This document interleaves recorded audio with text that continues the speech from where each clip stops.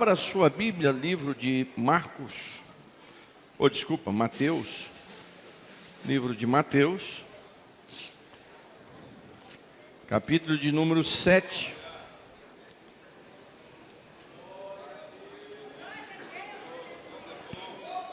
Aleluia. Mateus 7.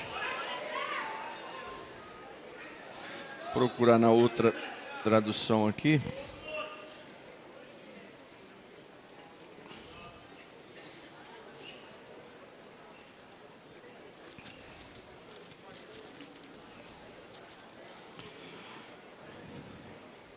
Mateus capítulo 7. A partir do 24 ao 27. 24 ao 27. Veja bem, nós já ministramos 24 estudos sobre o Sermão da Montanha. Esses 24 estudos estão gravados na AD Bangu, canal AD Bangu. Você vai lá na playlist, estão lá todos separados, desde o início, desde a primeira bem-aventurança, uma por uma. E, inclusive, estamos transcrevendo também, o pastor Felipe, o Marquinhos me ajudou alguns, e o pastor Felipe está transcrevendo, né, do que está ali pregado, transcrevendo, escrevendo, transferindo, para a gente desenvolver um trabalho em cima disso, né?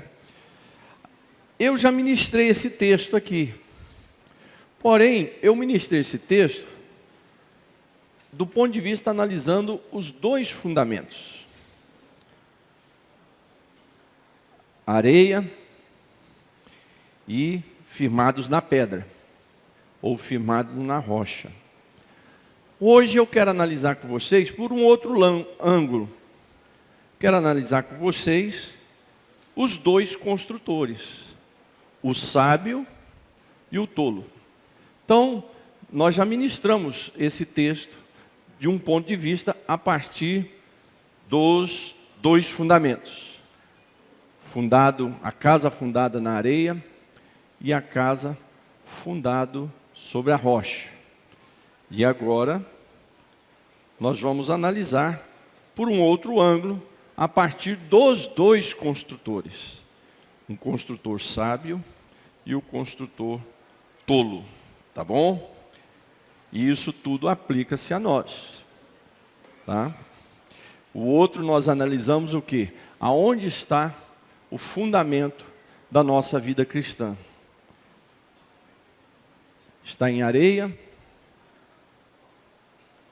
pronto para cair na primeira tempestade, ou se está na rocha, que estará pronto para resistir às muitas tempestades durante a vida.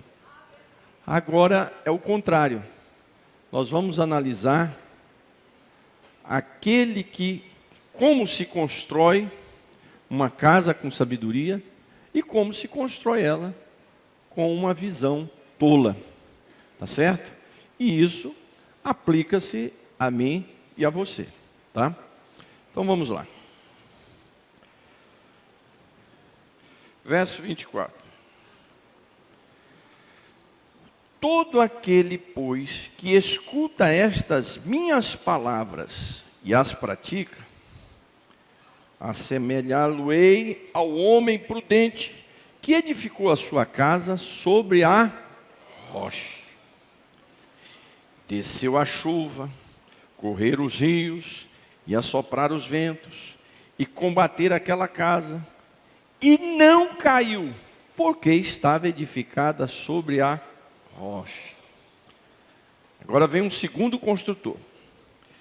E aquele que ouve estas minhas palavras e não cumpre, compará-lo-ei ao homem insensato, em outras traduções diz tolo, que edificou a sua casa sobre a areia. Desceu a chuva e correram rios, e assoprar os ventos, e combater aquela casa. E caiu, e foi grande a sua queda. Mantenha a sua Bíblia aberta, por favor, porque eu fechei essa aqui, porque eu fiz a leitura, mas eu vou desenvolver o texto nessa minha Bíblia pessoal, que essa aqui é a do culto. Aqui meus irmãos, igreja, né? Hoje eu estava fazendo uma rápida leitura em alguns dos muitos autores que nós usamos para desenvolver esse estudo bíblico, mas hoje só foi poucos, foi possível. Eu dei uma olhada em Agostinho, também dei uma olhada em D.A. Carson, um grande ensinador bíblico americano, Calvino, e mais outros dois, mais atuais também. É importante nós observarmos também sobre a questão dos construtores nesse texto. Porque esses construtores se aplicam a mim e a você. Esses construtores se aplicam a mim e a você. Aqui se destaca dois tipos de construtores de casa.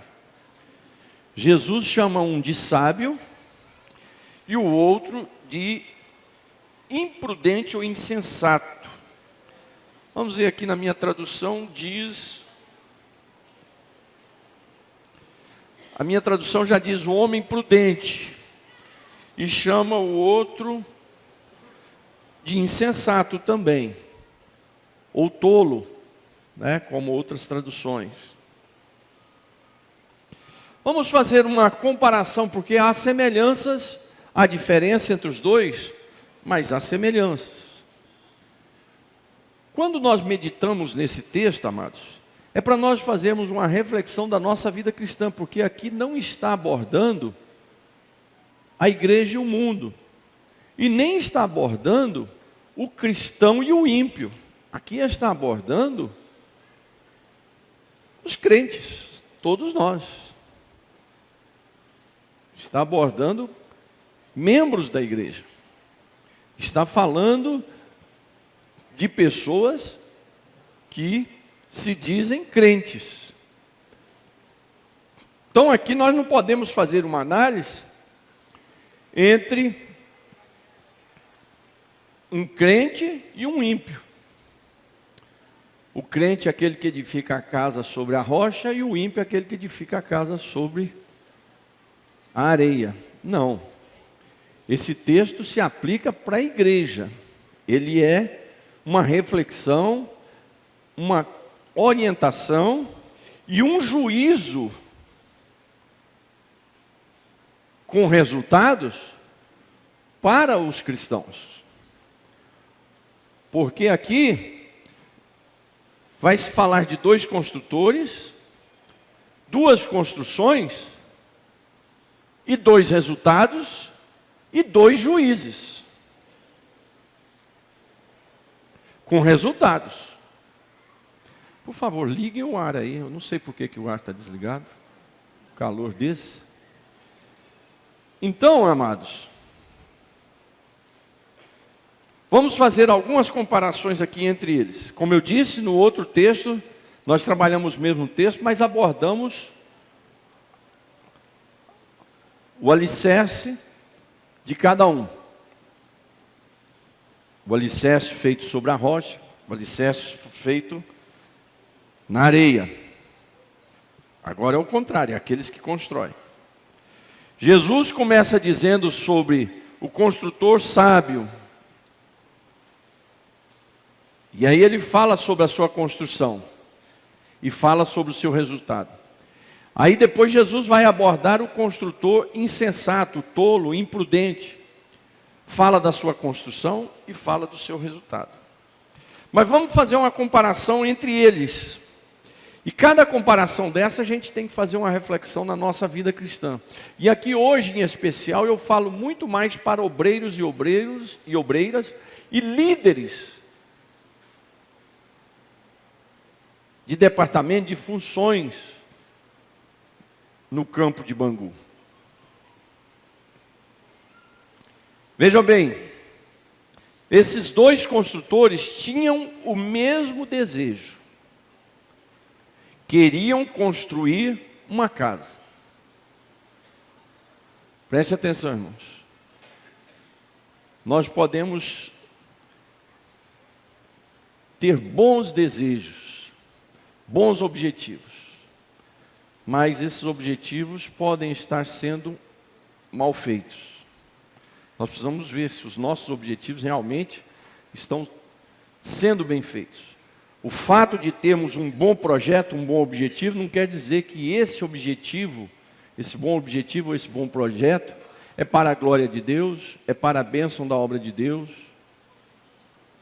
ou que vai trazer bons resultados. Os dois tinham o mesmo desejo, queriam construir uma casa.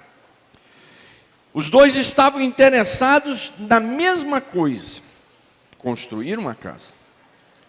Os dois construíram as casas, pelo jeito no mesmo local, na mesma rua. Pelo jeito eram vizinhos.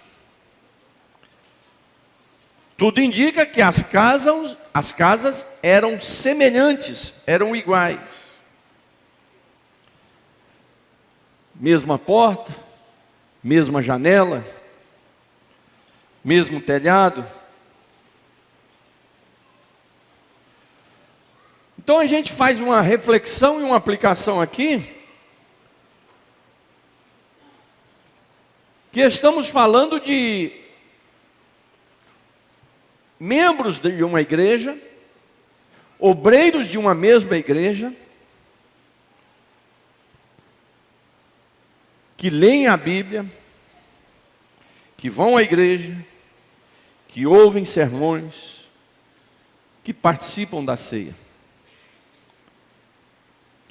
Que dão o seu dízimo, talvez. Porque muitos não dão o seu dízimo. Porém, há uma diferença entre esses dois homens. Entre esses dois construtores.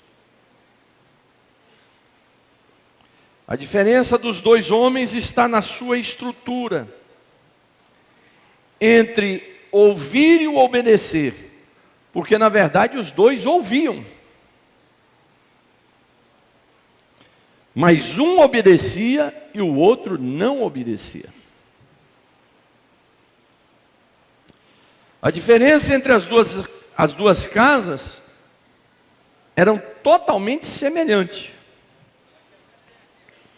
Eram duas casas. Mas havia uma diferença no alicerce e não na superfície. A superfície das duas casas eram iguais.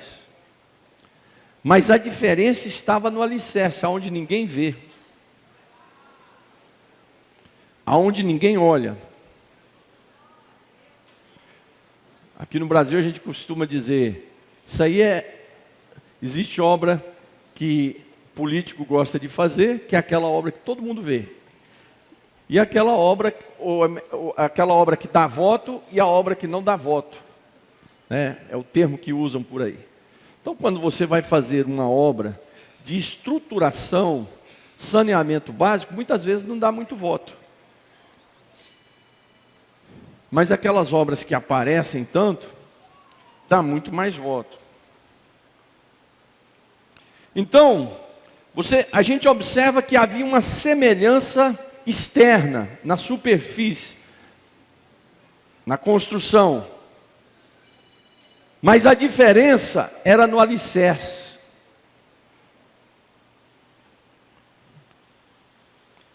Esse alicerce ninguém via. Olhava para as duas casas, E agora, para saber qual era a casa bem alicerçada ou não, não tinha como você descobrir no olho.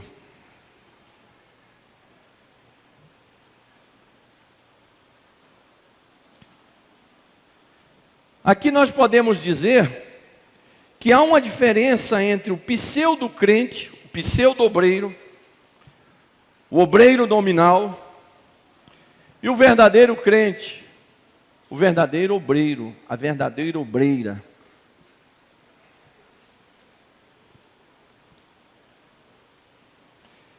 Veja que os dois tinham a mesma capacidade de ouvir. Porém, a capacidade de obedecer era só de um deles. Eu ouvi de alguém, não me lembro quem era, e nunca mais esqueci. Obediência requer maturidade. Você descobre se uma pessoa é madura ou não, seja na igreja, seja no seu local de trabalho, seja no seu local de convivência, você vai descobrir a maturidade de uma pessoa a partir da sua obediência. Um funcionário desobediente, ele não pode ser maduro. Porque se ele fosse maduro, ele pensava antes de qualquer coisa, que ele tem que levar o pão de cada dia para sua família. Ele tem que pagar a escola da sua família. Ele tem que pôr roupa dentro da sua casa.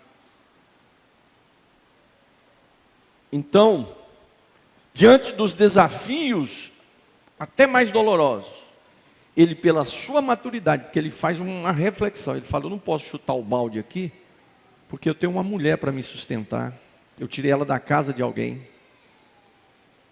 eu tenho filhos para sustentar,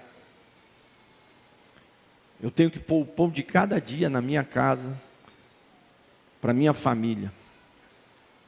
Eu tenho que dar crescimento aos meus filhos. Então ele vai mostrar maturidade o quê? Obedecendo o seu patrão ali na sua empresa. Ele não vai chegar ali e meter o pé no balde. Da mesma forma, muito mais ainda,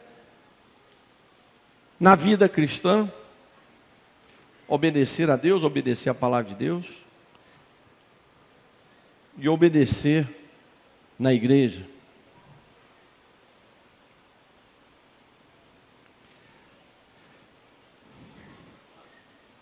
Agora vamos fazer aqui, nós observamos, fizemos aqui uma comparação da semelhança deles.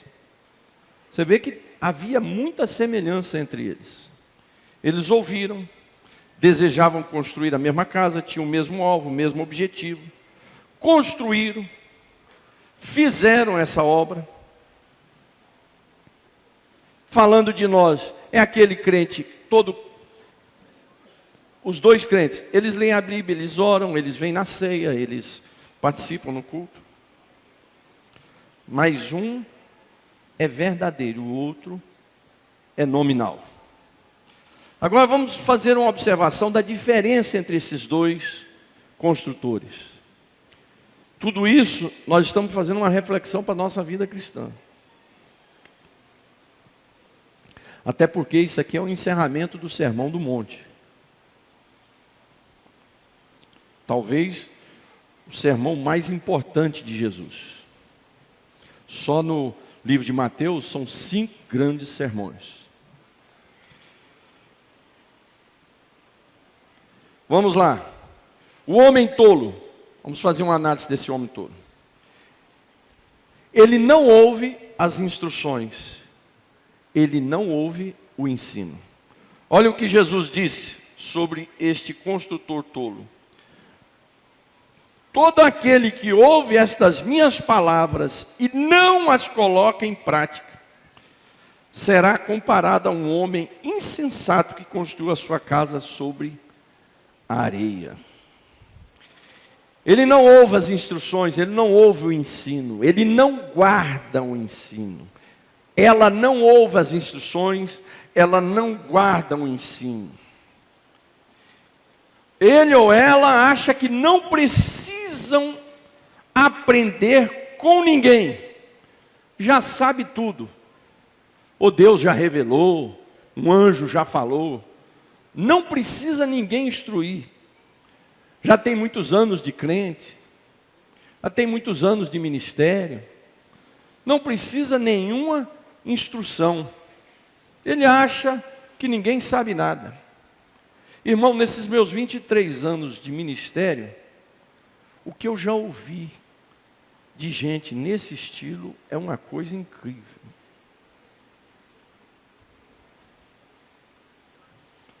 Gente chegar e falar, olha, eu não vou ficar mais nessa igreja, que eu não tenho mais o que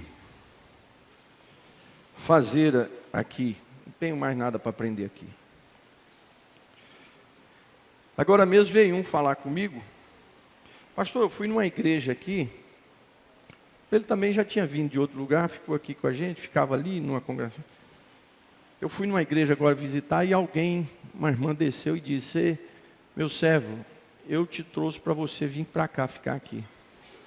Então eu estou indo para lá. Eu falei, ô irmão, vai na bênção, que eu já conheço. Vai na bênção. O que eu vou falar com uma pessoa dessa? Ele vai ficar lá mais uns dias. Aí daqui a pouco ele vai em outro lugar, vai ter outra revelação, ele vai para lá também. E aí ele fica assim.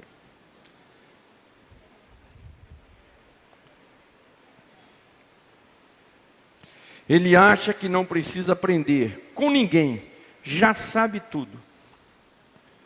Aí eu terminei meu mestrado, agora estou terminando o mestrado, quinta-feira. Então eu não preciso mais aprender aqui com ninguém. A igreja aqui não tem mais nada para me ensinar. O bispo Abner não tem mais nada para me ensinar.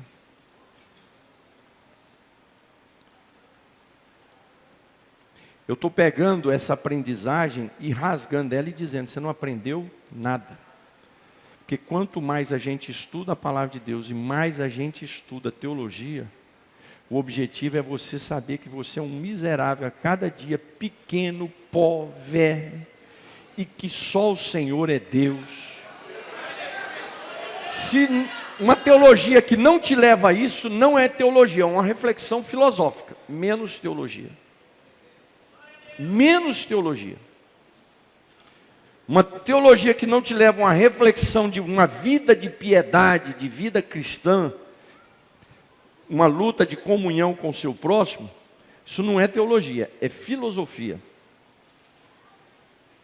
Filosofia de vida.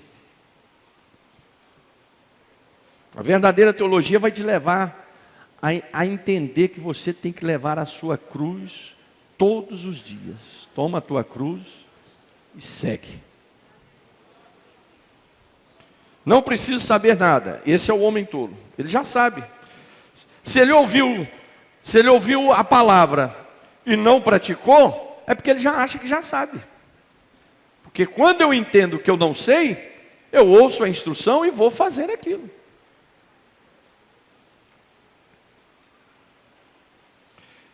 Ele faz tudo muito rápido. As coisas dele é rápido demais. Eu me lembro, eu era bem jovem, trabalhava lá no Tocantins e fui em Brasília ficar uns dias ali de descanso. Eu encontrei com o pastor Divino. Alguém aqui lembra do pastor Divino, que foi presidente da convenção, pastor de Itaguatinga? Alguém aqui foi consagrado em Itaguatinga? Nas convenções? O senhor foi? Eu também fui a pastor, fui em Itaguatinga, o Edmundo também. Eu fui consagrado na convenção 97 em Itaguatinga. E um dia, ele estava querendo me levar para lá, para ajudar no seminário. Acabou que depois não deu certo. Mas ele estava querendo me levar para lá e a gente se encontrou lá na igreja. Ele foi andar comigo, mostrar o trabalho. Tinha algumas construções nas congregações, ele ia visitar, ele foi comigo. Desculpa, eu fui com ele me chamou para ir com ele. Na ida, nós conversamos vários assuntos, ele conversando comigo, vários assuntos pessoais, ministeriais, sobre a minha pessoa, tudo. Ele já me conhecia, ele conhecia meus pais. E aí, num momento, ele me disse assim, Sóstenes, O pastor fulano, ele está fazendo uma grande obra lá naquela cidade. Era numa região, numa cidade satélite, lá de Brasília. Mas se eu tivesse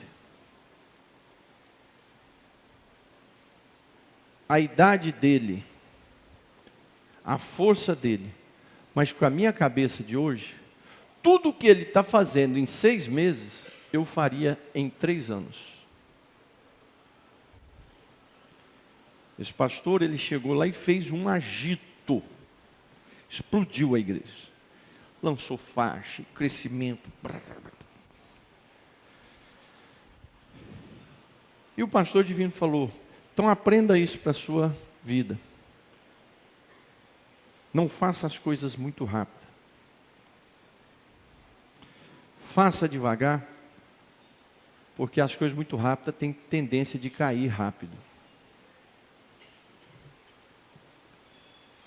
Naquele momento eu confesso a vocês que eu achei que ele estava com carnalidade. Eu pensei, esse homem está já na velhice, um grande líder, está com inveja desse outro pastor que está explodindo, está crescendo. Porque você ia lá na igreja do outro pastor, realmente era um negócio assim. Pois, irmãos, dito e feito. Houve uma explosão. Mas daqui a pouco houve uma implosão na igreja. O pastor teve que sair de lá praticamente corrido.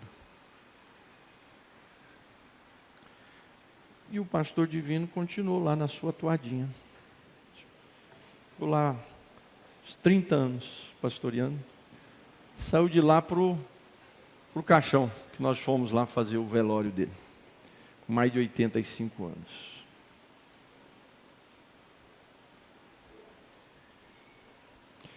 Mas eu gravei isso. Na hora, eu pensei totalmente o contrário. Falei, esse homem perdeu a visão espiritual. Esse homem virou um líder frio. Ele estava enxergando lá na frente. Porque ele era o presidente da convenção.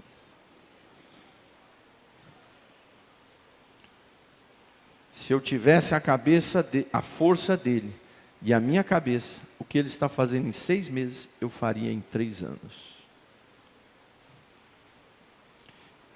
Eu nem perguntei nada para ele, porque na hora eu não concordei. Depois de alguns anos, os fatos e as implosões que aconteceram, passado isso que tem 40, no mínimo 35 anos isso, e eu estou aqui falando para vocês. O construtor tolo faz as coisas rápido demais. Quantas vezes eu já errei por fazer as coisas muito rápido na minha vida? Seja na obra de Deus ou não. Não para fazer um cálculo necessário para a construção. Faz de qualquer jeito.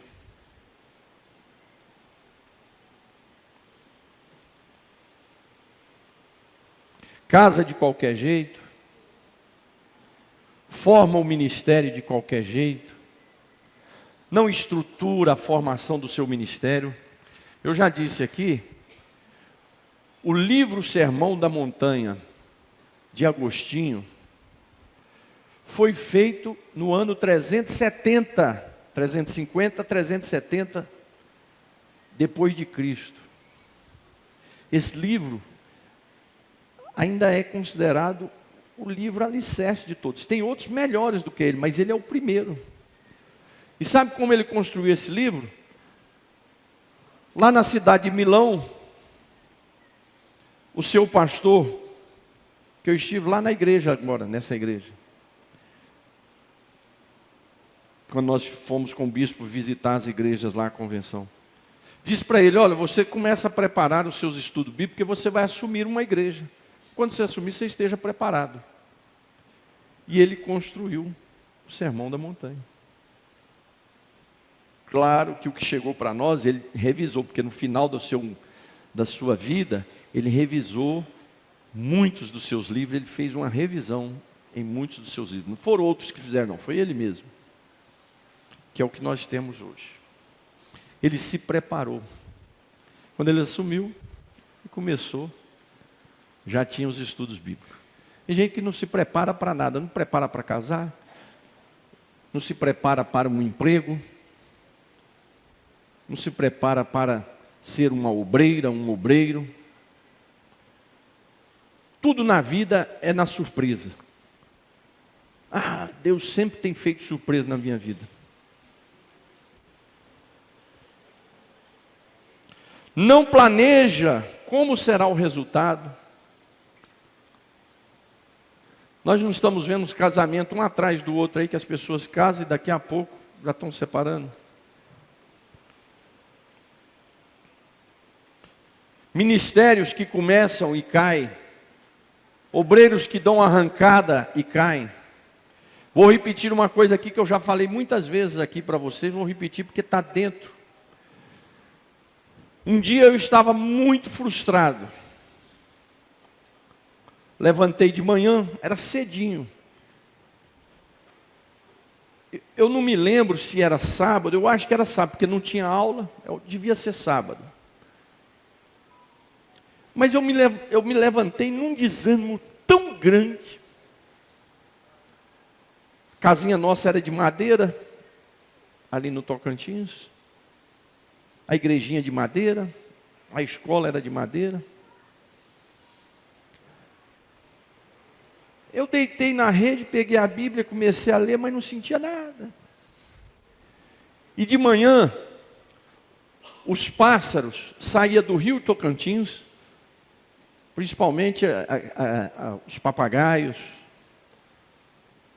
periquitos e outros. Eles saíam do rio Tocantins e iam para as montanhas, para a cordilheira. À tardezinha, eles voltavam. Aí teve uma hora que eu parei e fiquei olhando eles passando, fazendo barulho. Enquanto isso eu parei e falei, Senhor, meu Deus, mas que vida horrível, meu ministério não vai para frente. Eu não estava chateado com aquilo ali, com a pobreza que eu vivia, com a cidade, com a igreja, nada disso. Eu nunca fiquei chateado com isso, sempre eu amei os lugares onde Deus me colocou. Mas eu estava chateado comigo, eu não via futuro. Não achava uma moça para casar. O ministério não fluía. A igreja não ia para frente. Começava, não dava certo. Quando você pensava que aqueles crentes iam ficar, ia embora. E eu questionando a Deus ali, falei, Senhor, mas como é que é isso? O meu ministério não tem uma arrancada, não tem nada, uma coisa ruim. Pregações horríveis. Que coisa é essa, Jesus? Dava aula para sobreviver. E aí eu continuei lendo as páginas da Bíblia. Aí chegou no finalzinho de Crônicas. E morreu Davi em boa velhice, rico, honrado, e foi recolhido ao seu povo. Naquela hora, até aquele momento, a Bíblia não...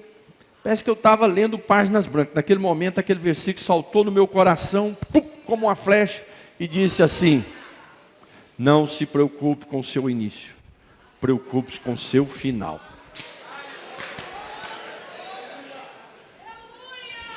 E aí começou a vir na minha mente o nome de grandes homens que começaram e foram grandes e terminaram de uma forma trágica.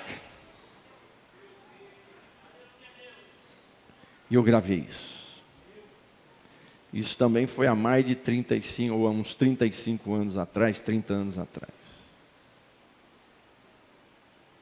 Eu já era evangelista. Há uns 30 anos atrás. A gente tem que planejar, irmãos.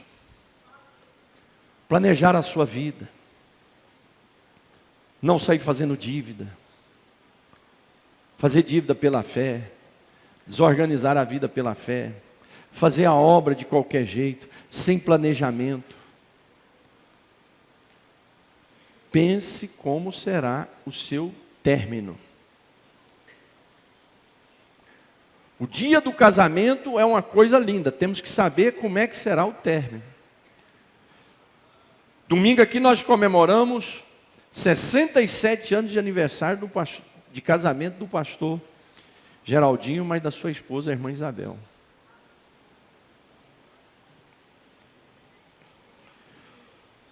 Não se preocupe com a arrancada do seu ministério. Se organize para o final do seu ministério. Como é que ele vai ser? Se vai ter um legado, se o nome do Senhor Jesus vai ser glorificado, se os seus filhos, a sua família foram abençoados pelo seu ministério. E eu falo isso para mim porque isso é uma coisa, é uma aflição que eu carrego dentro de mim diária. Eu me cobro muito. Eu sou um homem que me cobro muito.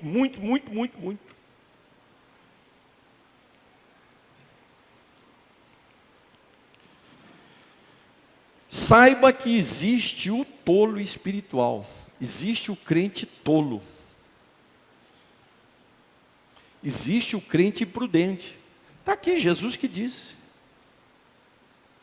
Isso aqui ele não está falando do homem crente e ímpio, não. Ele está falando de todos que servem a Deus, que ouvem a Deus, que ouvem a palavra, de religiosos. São pessoas dentro das nossas igrejas que não querem aprender, não olha a história da igreja, não faz uma reflexão da sua vida, dos dias altos e baixos, como chegou até aqui. A gente tem que refletir, a gente tem que aprender com os salmistas. Você pode pegar os salmos, os salmistas sempre eles estão recordando por onde eles passaram e da onde Deus os tirou. Você pode ver lá que os salmistas, tudo começa lá com Abraão, ou com Moisés, ou com Deus usando Moisés para tirar o povo de Israel do Egito e atravessou o Mar Vermelho, e eles vêm vindo. Nós temos que fazer uma reflexão diária de onde Deus nos tirou e nós estamos aqui. Porque essa reflexão é uma forma de reconhecermos que chegamos aqui porque Deus nos trouxe com a sua poderosa mão. Quando nós não fazemos essa reflexão, nós estamos achando que é nós mesmos.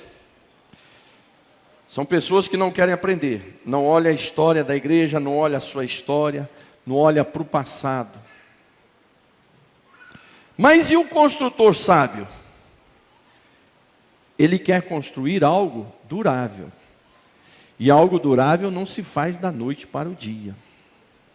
Nós estamos cheios de gente dentro da igreja imprudente. Mas não são poucos não, são muitos. Não sei se esses imprudentes vão para o céu ou não, mas eu só sei que as obras deles vão cair. Se vão para o céu ou não é outra coisa. Mas as obras deles vão cair. E essas pessoas podem incluir eu e você. Porque eu já disse para vocês aqui que eu fui capaz de fechar uma igreja.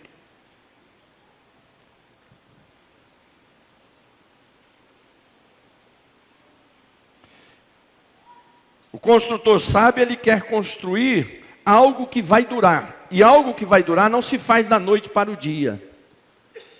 Leva tempo, suor, lágrimas, choro, sacrifício, aconselhamento, oração, clamor,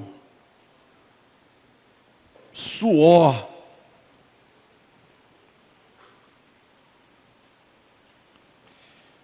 O construtor sábio, ele vai pedir ajuda porque ele reconhece que não conhece todos os assuntos. Eu sou pastor presidente, antigamente a gente tinha isso no nosso meio. O pastor, ele tinha que ser curandeiro, curar todo mundo na igreja. Ele tinha que expulsar todos os demônios. Ele tinha que construir as igrejas e revelar como é que era o desenho da igreja. Os pastores eram assim. Eles queriam fazer tudo. E tinha que mostrar para o povo que fazia tudo, que senão ele tinha que ser mecânico do carro, tinha que ser médico, tinha que fazer tudo. Isso é impossível, irmão. É uma arrogância da minha parte eu chegar numa construção e dizer Como é que tem que ser o desenho? Não, eu tenho que consultar. Eu nunca mexi com construção. Eu já ajudei construção, mas eu não era comandante da construção. Eu estava ali com a enxadinha, ajudando por tijolo, carregando, mas eu era ajudante, não sabia nada. Se o construtor saísse dali, caía a casa, se deixasse na minha mão. Então, o construtor sábio é aquele que pergunta, é aquele que reconhece o seu limite. Ainda que Deus lhe deu aquele dom, mas aquele dom precisa ser aperfeiçoado.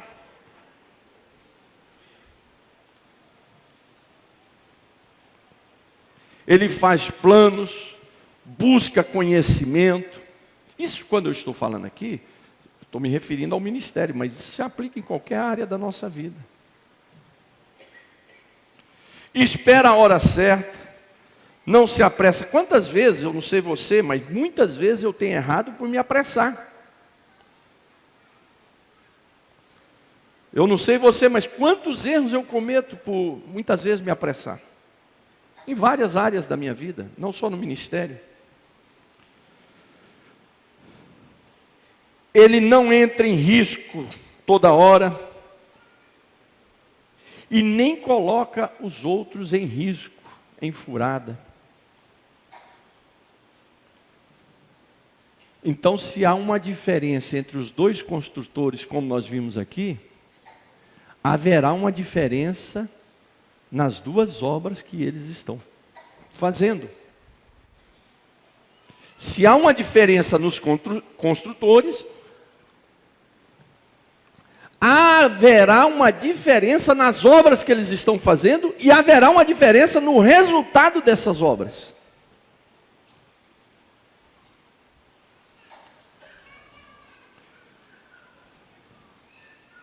A diferença entre essas duas casas não está na parte externa, como eu já disse. Não está na porta, não está na pintura, não está no telhado, não está no muro, mas estava no alicerce. Um foi feito na areia, porque foi feito sem ouvir ninguém, não respeitava ninguém, não obedecia a ninguém, não consultava ninguém, não falava com ninguém, sabia tudo, era muito apressado. O outro ouvia, reconhecia o seu limite, a sua limitação, o seu potencial. A Bíblia diz que na multidão dos conselhos se faz a guerra. Não faz guerras, né? Você não avança, você não ataca sem a multidão dos conselhos. Você, quando lê Ilíada e Odisseia, você observa 3 tipos de líderes ali. Você observa que aquele grande guerreiro, o Aquiles, era só vontade. É um guerreiro assustador. Na verdade, se você não prestar atenção na história, a grande paixão sua fica ali, naquele guerreiro. A gente não observa o Heitor, não observa o Odisseu, que no latim aí é Ulisses. Você só fica com Aquiles. Mas nessa história, tem outro tipo de líder, que é o Heitor, que sabia da burrada do seu pai, sabia da burrada do seu irmão, mas mesmo assim, estava sacrificando por eles e morrendo por eles, porque ele sabia que ia morrer na luta contra Aquiles. Mas existe um outro líder e outro guerreiro que não aparece na primeira história, só aparece na segunda, que é Odisseu, chamado de Ulisses. Esse foi o que deu a ideia do cavalo de Troia. Esse era ele arquitetava. Ele era o guerreiro inteligente. Um era só vontade, o outro era um guerreiro que sofria, e o outro era o que pensava, que calculava. A gente tem que ter essas 3 coisas.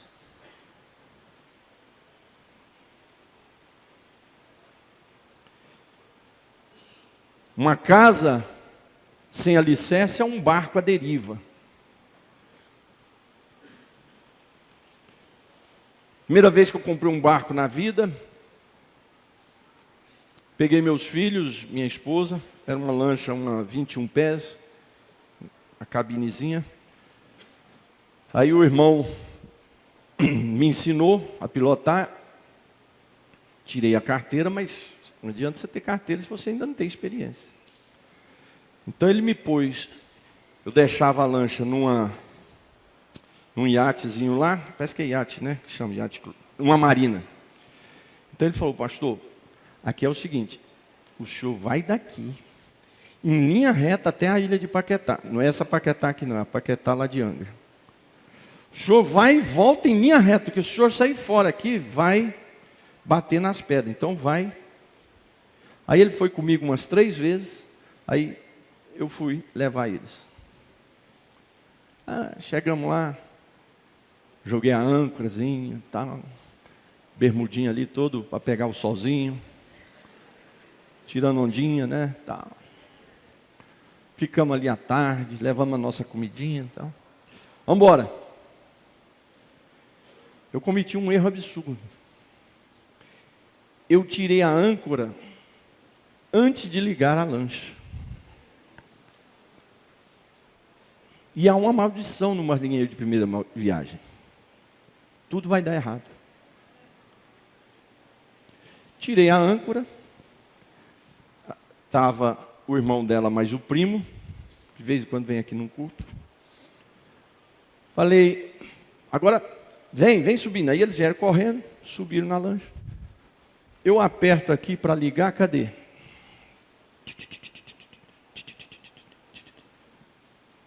E o barco ficou à deriva. E começou a descer. Só que do lado, só iate daqueles branquinhos, caríssimo. E os marinheiros, que se estraga aqueles barcos, quem paga é eles para o dono. Os marinheiros xingando nós com palavras inefáveis, que não são dignas de ser ditas aqui. E eles vinham, ficavam na ponta e metiam o pé. Aí ela ia para lá, aí de lá eles metiam o pé para cá e ficava assim. Aí um gritou, falou, tem que jogar a âncora de novo, rapaz. Mas só que nós já estávamos longe. Aí o que aconteceu? Os 2 rapazes, ainda bem que eram bem novos e fortes, desceram, pegaram e começaram a nadar, trazendo de volta. Até que eles conseguiram pôr o pé e buscar de novo a lancha.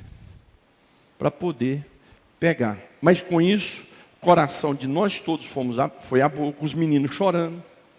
Maria Cláudia blasfemando contra a minha vida. Né? Um barco à deriva. Uma casa sem alicerce é um barco à deriva. Mas agora chega a hora do grande teste, irmão. Nada ficará escondido nessa terra. Nada passará escondido aos olhos do Senhor. Nada vai passar escondido lá na empresa. Pode enrolar muitos anos, mas uma hora vai ser descoberto se você está fazendo coisa boa ou ruim.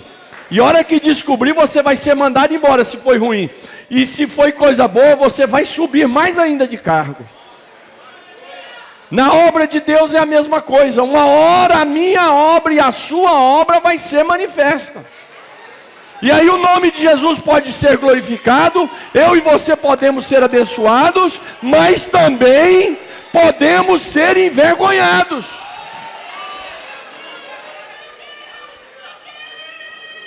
E aí cabe a reflexão do que nós estamos fazendo para trás para poder ter esse resultado hoje ou amanhã.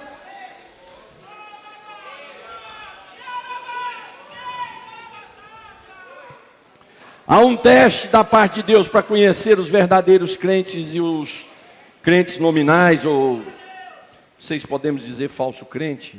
Um crente meia boca, obreiro meia boca, obreira meia boca, obreiro de verdade. Porque existe o falso, mas existe o meia boca, é diferente.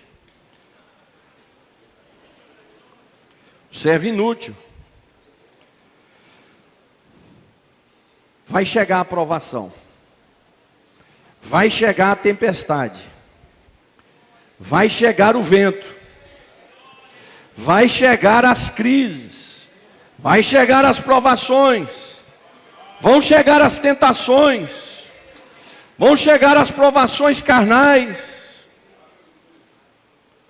Os dilúvios variados de todo tipo de troço que vem na nossa vida. As tristezas, as alegrias, a riqueza, a pobreza, porque tudo isso é teste de Deus. Morar na cadeia foi um teste de Deus com José, mas ser chamado Zafanate Paneia foi outro teste de Deus, muito maior do que ser tentado pela mulher lá de Potifar. Qual é a maior tentação? A mulher de Potifar tentando José, ou ele ser chamado de Deus das terras do Egito?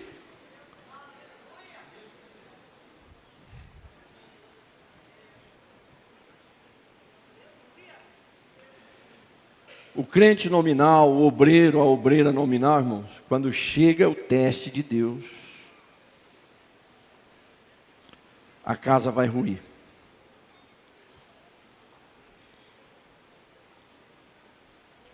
Não resiste ao dilúvio, à provação.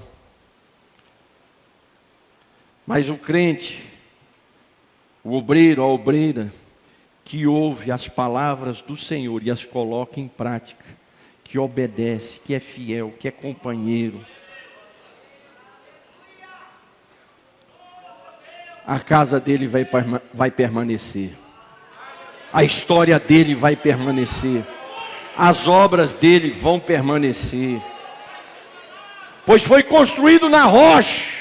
Não foi construído sem conselho, não foi construído com rapidez, não foi construído de qualquer jeito, não foi construído para aparecer, mas foi construído com lágrimas, com choro, com conselho, observando a sua limitação, guardando a palavra de Deus, chorando aos pés do Senhor.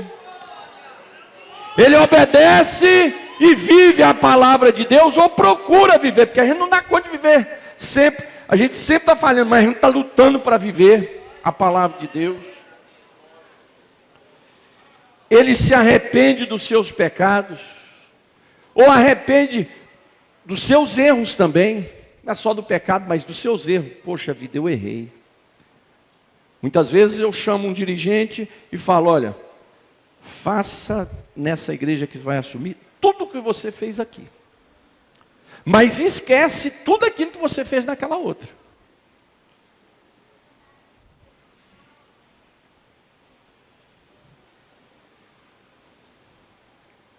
Então a gente tem que se arrepender dos erros nossos.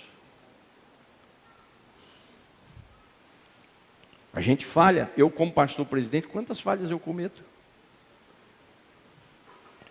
A gente tem que pôr a mão na nossa cabeça e falar: eu sou um miserável pecador, ou um erro que eu cometi.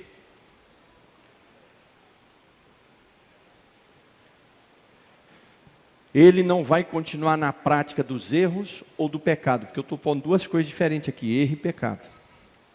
Ele não vai continuar naqueles mesmos erros, e nem vai continuar em pecado, se está vivendo uma vida de pecado. Ele não quer dar escândalo, ele não quer fazer a obra de Deus sofrer, porque tem gente, irmãos, que a obra de Deus está acabando, mas ele não larga o osso. É tipo um primo meu, que ele falava de brincadeira, né? Mas tinha uma certa verdade.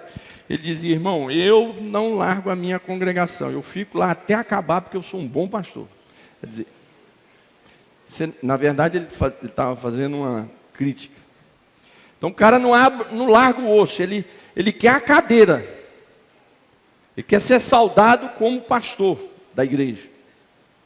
Mas a igreja, ele não tem uma capacidade de reflexão. Ele evita escândalo, ele evita atrapalhar. Ele realmente toma a sua cruz e segue a Jesus a cada dia. Fiquemos de pé, meus amados.